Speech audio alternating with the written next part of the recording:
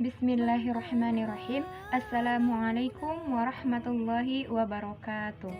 Pertama-tama yaitu bersyukur kita kepada Allah dan bersalawat kita kepada Nabi Muhammad SAW.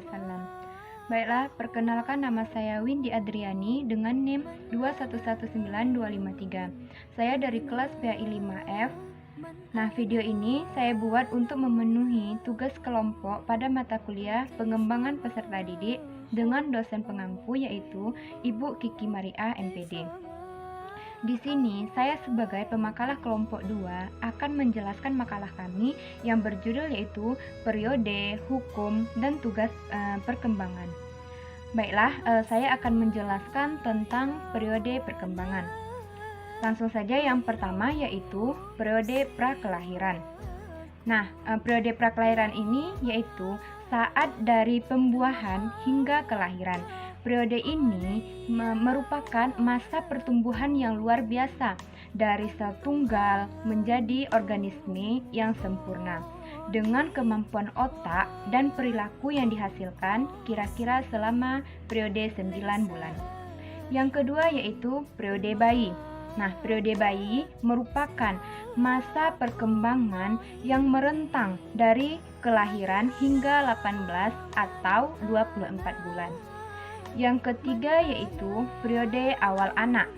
Periode awal anak adalah periode perkembangan yang merentang dari akhir masa bayi hingga 5 atau 6 tahun. Periode ini kadang-kadang disebut juga tahun-tahun prasekolah. Yang keempat yaitu periode pertengahan dan akhir anak. Periode ini adalah masa perkembangan yang terentang dari usia 6 hingga 10 atau 11 tahun. Masa ini sering disebut masa sekolah dasar. Yang kelima yaitu periode remaja. Periode remaja adalah masa transisi antara masa anak dan masa dewasa, terentang dari usia 12 atau 13 tahun sampai dengan usia 19 atau 20 tahun yang ditandai dengan perubahan dalam aspek biologis, kognitif, sosio-emosional. Yang menjadi tugas kunci remaja adalah persiapan menghadapi masa dewasa. Yang keenam yaitu periode awal dewasa. Dewasa adalah periode perkembangan yang bermula pada akhir usia belasan tahun atau awal usia 20 tahun dan berakhir pada usia 30 tahun. Ini adalah masa pembentukan kemandirian pribadi dan ekonomi, masa perkembangan karir dan bagi banyak orang. Masa pemulihan pasangan, belajar hidup dengan seseorang secara akrab, mulai dari keluarga dan mengasuh anak-anak. Selanjutnya yang ketujuh yaitu masa pertengahan dewasa. Nah, masa pertengahan dewasa yaitu masa perkembangan yang bermula pada usia kira-kira 34 tahun hingga 45 tahun dan merentang hingga usia 60 tahun. Yang kedelapan yaitu masa akhir dewasa.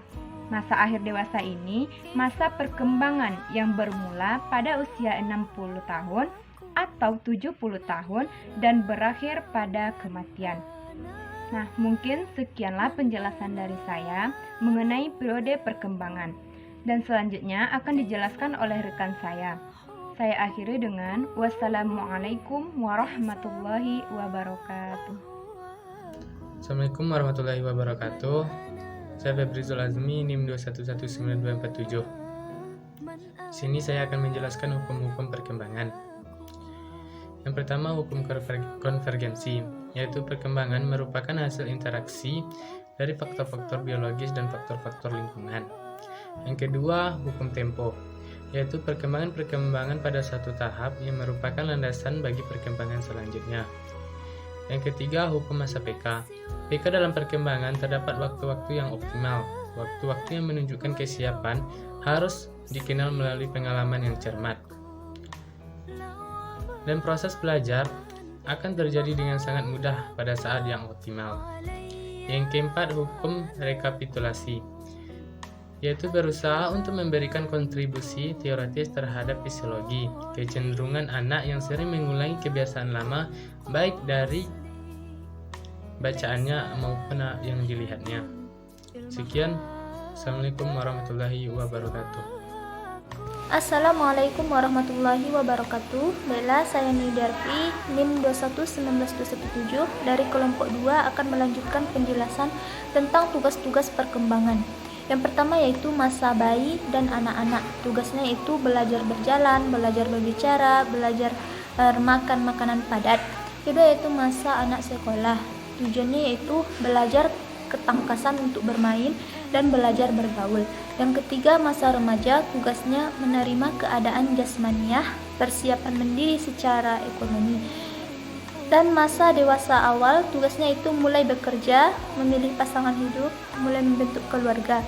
Dan pada usia madya, tugasnya yaitu menerima dan menyesuaikan diri terhadap perubahan fisik, mengembangkan kegiatan-kegiatan pengisi waktu senggang yang dewasa.